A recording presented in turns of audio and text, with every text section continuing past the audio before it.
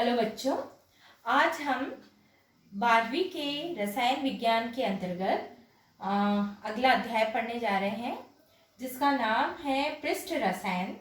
तो पृष्ठ रसायन किसे कहते हैं? रसायन विज्ञान की वह शाखा जिसमें सतह पर होने वाली घटनाओं का अध्ययन किया जाता है उसे हम क्या कहते हैं? पृष्ठ रसायन कहते हैं। सतह किसे कहेंगे? आप दो प्रावस्थाओं को पृथक करने वाली सीमा रेखा को हम क्या कहते हैं? पृष्ठ कहते हैं, है ना। ये आपका मान लो हो गया कोई ठोस पदार्थ है, लकड़ी है ना। लकड़ी का यह जो है बाहरी सतह है, यह जो बाहरी सतह है वो इस तरफ ठोस के संपर्क में है और दूसरे साइड से किसके संपर्क में है? गैस के संपर्क में है। तो गैस और ठोस दो प्रावस्थाओं को जो रेखा अलग करती है उसे ही हम क्या कहते हैं? सतह कहते हैं या पृष्ठ कहते हैं। इस सीमा रेखा को हम क्या कहते हैं? पृष्ठ कहेंगे या फिर क्या कहते हैं? हम सतह कहते हैं, है ना। इसी का हम अध्ययन करने जा रहे हैं। इसी पर होने वाली, पृष्ठ पर होने वाली घटना का हम क्या करने जा रहे हैं? अध्ययन करने जा रहे हैं, है ना। तो इस पृष्ठ रसायन के अंतर्गत हम तीन चीज पढ़ेंगे। अधिशोषण पढ़ेंगे, उत्प्रेरण पढ़ेंगे और कोलाइडी अवस्था को पढ़ेंगे, है ना। पृष्ठ पर होने वाली घटना का अध्ययन हम इस पृष्ठ रसायन के अंतर्गत करते हैं।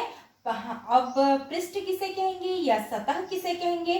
तो दो प्रावस्था, अब वो प्रावस्था कुछ भी हो सकता है। ठोस और ठोस जो है वो गैस के संपर्क में हो सकता है या द्रव के संपर्क में हो सकता है, कुछ भी हो सकता है। तो दो प्रावस्थाओं को जो सीमा रेखा अलग करती है, जो सीमा रेखा अलग करती है उसे हम क्या कहते हैं? पृष्ठ या सतह कहते हैं। तो ये इसका क्या हो गया? सतह हो गया, है ना। तो हम यहाँ पे ठोस के ऊपर ही हम अध्ययन करने जा रहे हैं। तो इस पृष्ठ रसायन में हम अधिशोषण पढ़ेंगे, उत्प्रेरण पढ़ेंगे और कोलाइडी अवस्था पढ़ेंगे। सबसे पहले हम देखेंगे अधिशोषण। अधिशोषण क्या होता है? किसी पदार्थ के पृष्ठ पर अन्य पदार्थ के अणुओं का आकर्षित होना या उस पर बने रहने की घटना क्या कहलाती है? अधिशोषण कहलाती है ना। कोई पदार्थ है, ठोस पदार्थ है, इसकी सतह पर दूसरे अन्य पदार्थ के अणुओं का आकर्षित होना और इसी पर बने रहने की घटना, है ना, क्या कहलाती है? अधिशोषण कहलाती है ना। अधिशोषण के दो अवयव होते हैं या घटक होते हैं। पहला होता है अधिशोषक, दूसरा होता है अधिशोष्य।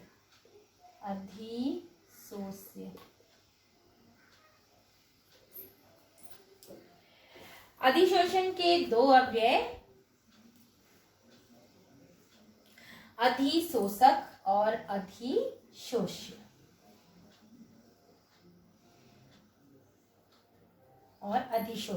तो अधिशोषक क्या होता है?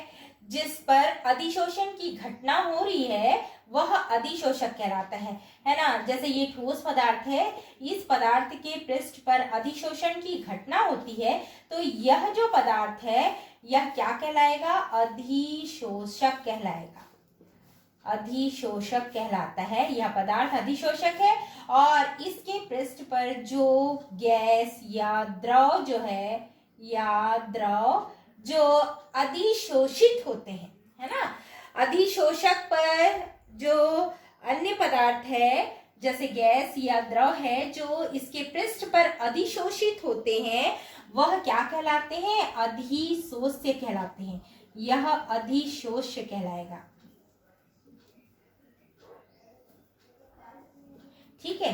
तो अधिशोषण के हम दो अवयव हो गए, अधिशोषक और अधिशोष्य, है ना। अधिशोष्य किसे कहेंगे? अधिशोषक वे होते हैं जो जिसके पृष्ठ पर अधिशोषण की घटना होती है, जिसके पृष्ठ पर अन्य अणु जो है वो आकर क्या हो जाते हैं? आकर्षित हो जाते हैं उस को हम कहते हैं अधिशोषण, और जो पदार्थ आके यहाँ पे चिपक रहा है या आकर्षित हो रहा है उस पदार्थ को हमने क्या कहा, अधिशोष्य कहा। अब यहाँ पे अधिशोषण क्यों हो रहा है ना, तो मैं इसको इरेज करती हूँ। उदाहरण हम देखते हैं, जैसे हमने ले लिया चौक, है ना, और चौक को जब हम गिरी हुई स्याही पर जब हम उसको यानी कि चला देते हैं तो जो स्याही है वो क्या हो जाती है, उस पर अधिशोषित हो जाती है ना। अब चौक को अगर तोड़ के देखेंगे तो चौक के ऊपर के पृष्ठ पर, केवल ऊपर के पृष्ठ पर ही स्याही लगी हुई दिखाई दे होगी, अंदर चौक के अंदर जो है वो स्याही नहीं रहती। दूसरा उदाहरण है सिलिका जेल का। आप देखते होंगे जैसे कि बहुत सारे हमारे पास आते हैं, हम दुकान से जब खरीदते हैं चीजें, जैसे चमड़े का जूता हमने खरीदा, उसमें भी एक पाउच रहता है छोटा सा, जिसको हम कहते हैं सिलिका जेल का पाउच। और अगर हम थर्मस खरीदने जाएं या हॉट पॉट खरीदने जाएं तो हम देखते हैं कि नए हॉट पॉट में या थर्मस में सिलिका जेल के छोटे छोटे पाउच रहते हैं। वो इसलिए रख दिया जाता है सिलिका जेल का पाउच, ताकि उसमें अगर नमी आ जाए किसी तरीके से भी तो क्या कर ले, वह उसको अधिशोषित कर ले, है ना। इसलिए वह सिलिका जेल के छोटे छोटे पाउच जो है उसमें रखे जाते हैं। तो ये उसका उदाहरण है। और भी उदाहरण है, जैसे बड़े बड़े शहरों में मास्क लगाया जाता है ना, उस मास्क में सक्रिय चारकोल रहता है ना। क्या रहता है, सक्रिय चारकोल, जिसको हम जानता हूं चारकोल भी कहते हैं, है ना। यह उस मास्क में रहता है। यह जो मास्क में चारकोल रहता है, यह जहरीली गैसों को या फिर जो गैस हमको नुकसान पहुंचाती है उन गैसों को यह क्या करता है, अधिशोषित कर लेता है ना। तो ये उदाहरण है। अब अधिशोषण की घटना होती क्यों है, इसको हम देखते हैं। अंदर के पृष्ठ है ना, यहाँ पे अणु मौजूद है, ठीक है, ठोस अवस्था, ठोस है तो यहाँ पे क्या है, अणु मौजूद है, ठीक है। तो ये पृष्ठ पर जो है अणु है वो मौजूद है, ठीक है। अंदर के पृष्ठ पे भी अणु मौजूद है। तो अंदर के पृष्ठ पे जो अणु है वह चारों ओर से दूसरे अणुओं से घिरे हुए हैं, और इस अणुओं पर इसका बल लग रहा है, इधर बल लग रहा है, इधर भी बल लग रहा है, मतलब आकर्षित कर रहे हैं, अपनी ओर खींच रहे हैं, है ना। तो इस जो बीच वाले अणु पर चारों तरफ से अणु द्वारा घेरे हुए हैं, जो उनका बल लग रहा है, और यह बल कैसा है, संतुलित बल है। लेकिन पृष्ठ पर जो अणु है उस पर जो बल लग रहा है वो किस तरफ लग रहा है, मान लो इस अणु पर किधर बल लगेगा, अंदर की ओर बल लगेगा। ऊपर की ओर बल लग रहे हैं क्या, नहीं, क्योंकि यहाँ पे ऊपर की ओर उसके परमाणु या अणु उपस्थित नहीं है ना। तो यहाँ पर जो इस अणु पर जो बल लग रहा है यह कैसा बल हो गया, असंतुलित बल हो गया। यह बल असंतुलित बल है। और अंदर के जो पृष्ठ पर जो अणु है इस पर जो लगने वाला जो बल है यह बल कैसा हो गया, संतुलित, है ना, यह संतुलित है ना, यह बल संतुलित बल है। लेकिन जो पृष्ठ पर अणु है इस पर जो बल लग रहा है यह बल कैसा है, असंतुलित बल है। असंतुलित बल के कारण ही यहाँ पे अधिशोषण की घटना होती है। वे दूसरे अणुओं को क्या करते हैं, अपनी ओर आकर्षित करते जाते हैं, है ना। ये यहाँ पे असंतुलित बल लग गया। असंतुलन के कारण यह भी संतुलन बनाना चाहेगा, और संतुलन बनाने के लिए यह दूसरे अणुओं को अपनी ओर क्या करता है, आकर्षित करता है। और यह घटना क्या कहलाती है, अधिशोषण की कहलाती है ना। तो बहुत सारे उदाहरण हमको दैनिक जीवन में देखने को मिल जाते हैं, है ना। अब अगला पढ़ते हैं, धनात्मक और ऋणात्मक अधिशोषण। अधिशोषण में हम देखते हैं धनात्मक अधिशोषण और ऋणात्मक अधिशोषण किसे कहते हैं, है ना। धनात्मक अधिशोषण वो होता है जिसमें अधिशोषक, है ना, ये अधिशोषक है, मान लो, है ना, ये अंदर के भाग को हम कहते हैं बल्क, ठीक है, अंदर के भाग को हम कहेंगे बल्क, या भीतरी भाग भी कहते हैं, या बल्क कह देते हैं, या भीतरी भाग कह देते हैं, ठीक है। बाहर को हमने क्या कहा, इसको सतह कहा। ये क्या है, सतह या पृष्ठ है है ना। तो धनात्मक अधिशोषण क्या है? अधिशोषक की सतह पर, है ना, अधिशोषक की सतह पर अधिशोष्य की सांद्रता, जो दूसरे अणु आके चिपकेंगे वो क्या हो जाएंगे? अधिशोष्य, अधिशोष्य। ठीक है, तो धनात्मक अधिशोषण क्या है बोल रही हूं? अधिशोषक की सतह पर अधिशोष्य की जो सांद्रता है ना, ये शेष भाग, भीतरी भाग की अपेक्षा अगर अधिक हो जाती है, उसकी मात्रा जो है, सांद्रता जो है, तो वह कैसा अधिशोषण है? धनात्मक अधिशोषण है। मैंने क्या कहा, फिर से मैं रिपीट कर रही हूं। धनात्मक अधिशोषण किसे कहेंगे? अधिशोषक की सतह पर अधिशोष्य, है ना, अधिशोष्य की जो मात्रा है वह अधिशोषक अंदर के जो अधिशोषक की जो मात्रा है उससे अधिक हो जाता है। अधिशोषण, अधिशोषण जो है वो अधिक हो जाता है। किससे अधिक हो जा रहा है? अधिक हो जा रहा है जो अंदर भीतर की अधिशोषक के जो भीतर है ना उपस्थित जो मात्रा है, इससे अगर अधिक हो जाता है तो वो कहलाता है धनात्मक अधिशोषण। ऋणात्मक अधिशोषण किसे कहेंगे? ऋणात्मक अधिशोषण में क्या होगा? अधिशोषक की सतह पर अधिशोष्य की मात्रा या सांद्रता जो है वह क्या होती है? कम होती है। मतलब अधिशोषण की जो घटना है ये कम हो रही है ना, बहुत कम हो रही है। किसकी अपेक्षा? अधिशोषक के भीतरी भाग की मात्रा की अपेक्षा अगर कम अधिशोषण होता है तो उसे हम कहते हैं ऋणात्मक अधिशोषण कहते हैं। उदाहरण हम देख लेते हैं। सांद्र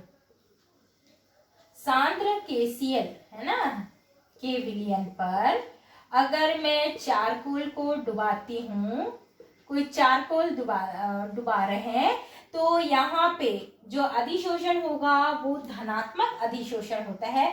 मतलब कि उसके पृष्ठ पर है ना, चारकोल के पृष्ठ पर सांद्र KCl की जो मात्रा है वो बहुत अधिक हो जाती है ना। चारकोल की मात्रा से उसके पृष्ठ पर KCl की जो आकर्षित होने की क्षमता है वो बहुत अधिक हो जाती है, तो उस अधिशोषण को धनात्मक अधिशोषण कहते हैं। ऋणात्मक अधिशोषण किसे कहेंगे? उसका उदाहरण है तनु KCl, है ना।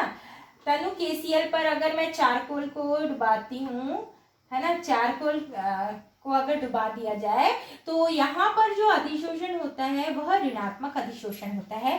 चारकोल पर तनु KCl जो है वो उसकी जो सांद्रता होती है वो बहुत कम होती है भीतर के भाग की अपेक्षा। तो धनात्मक अधिशोषण और ऋणात्मक अधिशोषण इस प्रकार से हो गया। अब देखते हैं अधिशोषण और अवशोषण। आप जानते होंगे अवशोषण को, है ना। अवशोषण क्या होता है? अगर मैं चॉक को, है ना, आप पानी ले लीजिए थोड़ा सा, हाँ, और उसमें चॉक को डुबा दीजिए, तो वहां पे जो घटना होती है वो अवशोषण की होती है। और अगर चॉक को मैं थोड़ा सा स्याही में डुबा देती हूँ तो वहां पे जो घटना होती है वो कौन सी होती है? अधिशोषण की घटना होती है ना। अधिशोषण पृष्ठ पर होता है, केवल पृष्ठ पर होता है, उस घटना को अधिशोषण कहते हैं। और अवशोषण जो है वो कहाँ होता है? अंदर तक होता है, भीतर भाग तक होता है, उसे हम क्या कहते हैं? अवशोषण कहते हैं। जैसे चौक के टुकड़े को अगर मैं पानी में डाल देती हूँ तो पानी को यह चौक पूरा का पूरा सूख लेता है और हम देखते हैं पानी जो है वो सतह पे ना रह के अंदर तक पहुंच जाता है। तो यह जो घटना है यह अवशोषण की कहलाती है। तो अधिशोषण एक पृष्ठीय घटना है, पृष्ठ पर होने वाली घटना है, और अवशोषण जो है वह बल्कि घटना है। बल्कि मतलब भीतर तक होने वाली घटना है। अधिशोषण का वेग जो है प्रारंभ में तीव्र होता है, बाद में धीरे धीरे कम हो जाता है। वेग प्रारंभ में बहुत तीव्र होगा, लेकिन अवशोषण की जो दर है ना, वह समान होती है शुरू से अंत तक। साम्यावस्था जो है, जब इसका वेग प्रारंभ में तीव्र रहेगा तो साम्यावस्था बहुत ही जल्दी स्थापित हो जाती है, और इसका वेग जो है शुरू से आखिरी तक समान रहता है, इसलिए साम्यावस्था अधिक देर में प्राप्त होती है। हाँ, अधिशोषक और अधिशोष्य को हम आसानी से अलग कर सकते हैं। अधिशोषण में हम अधिशोष्य और अधिशोषक को आसानी से अलग कर सकते हैं, लेकिन अशोषण में अधिशोष्य और अधिशोषक को हम आसानी से अलग नहीं कर सकते। इसका उदाहरण है जलवाष्प और स्लीका जल, है ना।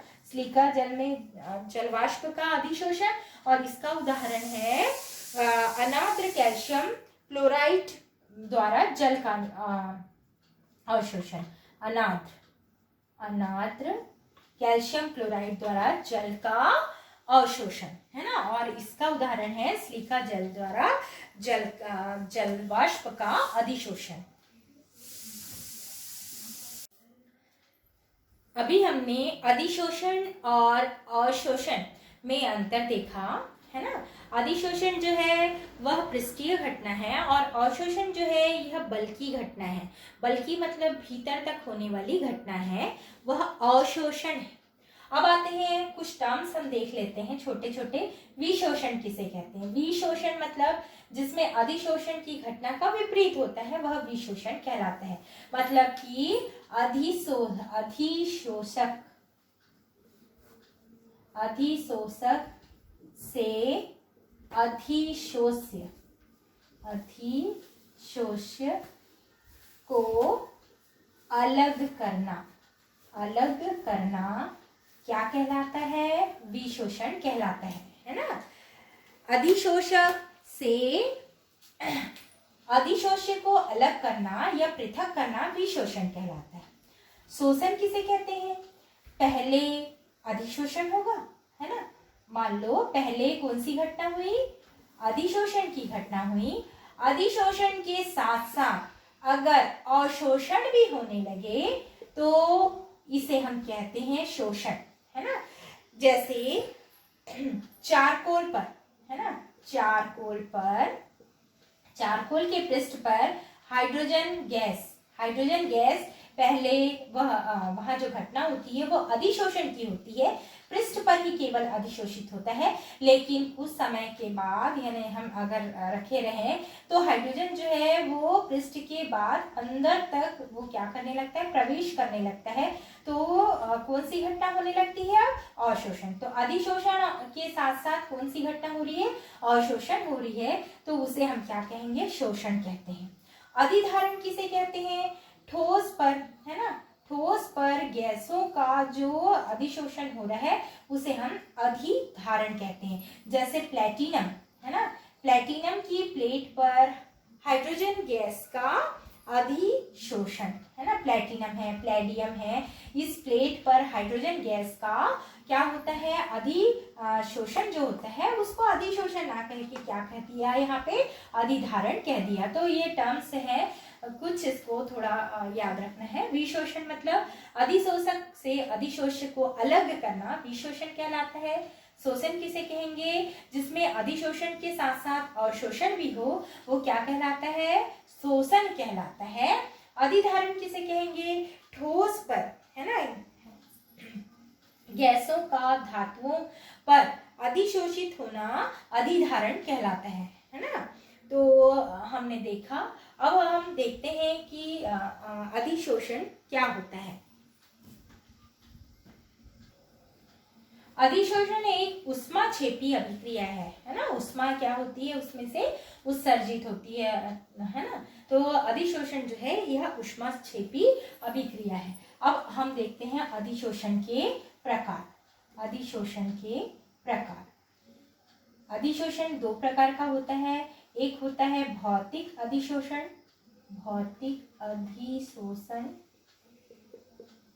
दूसरा होता है रासायनिक अधिशोषण।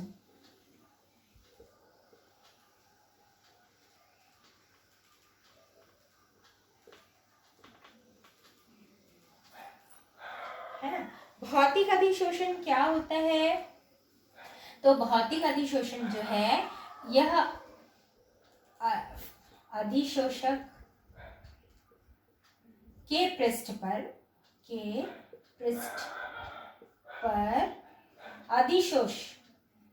अधिशोष्य दुर्बल वॉन्डर वॉल बल से जुड़ जाते हैं।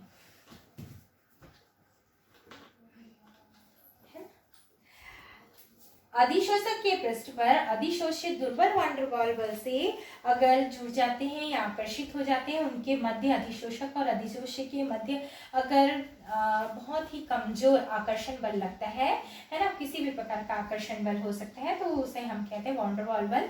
तो यहाँ पे दोनों के मध्य एक दुर्बल बल लगता है, उसे हम उस प्रकार के अधिशोषण को हम कहते हैं भौतिक अधिशोषण। रासायनिक अधिशोषण में अधिशोषक और अधिशोषक के मध्य रासायनिक बंध बन जाता है ना। अधिशोषक और अधिशोष्य के मध्य रासायनिक बंध बनता है ना, रासायनिक बंध बनता है। इस प्रकार के अधिशोषण को हम कहते हैं रासायनिक अधिशोषण कहते हैं, है ना। यहाँ पे आपका आता है जैसे विभिन्न गैसों का चारकोल पर अधिशोषित होना भौतिक अधिशोषण के अंतर्गत आता है। और रासायनिक अधिशोषण में हम देखते हैं प्लेटिनम की प्लेट पर हाइड्रोजन गैस का अधिशोषण जो है वह रासायनिक अधिशोषण के अंतर्गत आता है ना। मैंने भौतिक अधिशोषण में बताया चारकोल पर गैसों का अधिशोषण भौतिक अधिशोषण कहलाता है, और प्लेटिनम की प्लेट पर हाइड्रोजन गैस का अधिशोषण जो है वह रासायनिक अधिशोषण कहलाता है। भौतिक अधिशोषण में ऊष्मा का जो मान होता है वो बहुत कम होता है ना। भौतिक अधिशोषण में जो ऊष्मा का मान होता है वो बहुत कम होता है, और रासायनिक अधिशोषण में ऊष्मा का मान कैसा होता है, बहुत अधिक होता है ना। और भौतिक अधिशोषण में सामान्यतः क्या बोलते हैं, सभी प्रकार की जो गैसें हैं वो क्या बोलते हैं अधिशोषित हो सकती हैं, लेकिन रासायनिक अधिशोषण में जो बंध बनाएगी है ना गैसें, है ना, वही क्या हो सकती है, अधिशोषित हो सकती है। तो रासायनिक अधिशोषण की प्रकृति अति विशिष्ट होती है, और भौतिक अधिशोषण की प्रकृति जो है यह जो है विशिष्ट होती है ना। यह अति विशिष्ट होती है इसकी प्रकृति, और इसकी प्रकृति विशिष्ट होती है। इसकी प्रकृति विशिष्ट होती है, और यह जो इसकी प्रकृति जो है यह अति विशिष्ट होती है। अति विशिष्ट इसलिए क्योंकि जो गैस जो है रासायनिक बंध बनाएगी वही अधिशोषण की घटना होगी यहाँ पे, और यहाँ पे हर प्रकार की गैसें जो है वो ठोस के पृष्ठ पर आके क्या हो जाती है, आकर्षित हो जाती है। तो यहाँ पे भौतिक अधिशोषण होता है, ठीक है। अधिशोषण भौतिक अधिशोषण जो है वह उसमें निम्न ताप पर होता है, ठीक है। भौतिक अधिशोषण निम्न ताप पर होता है, और रासायनिक अधिशोषण जो है यह उच्च ताप पर होता है, उच्च ताप पर होता है, ठीक है। यह बहुपर्तीय होता है और यह एक पर्तीय होता है। भौतिक अधिशोषण जो है यह बहुपर्तीय होता है, बहुपर्तीय है, और यह केवल एक पर्तीय घटना है।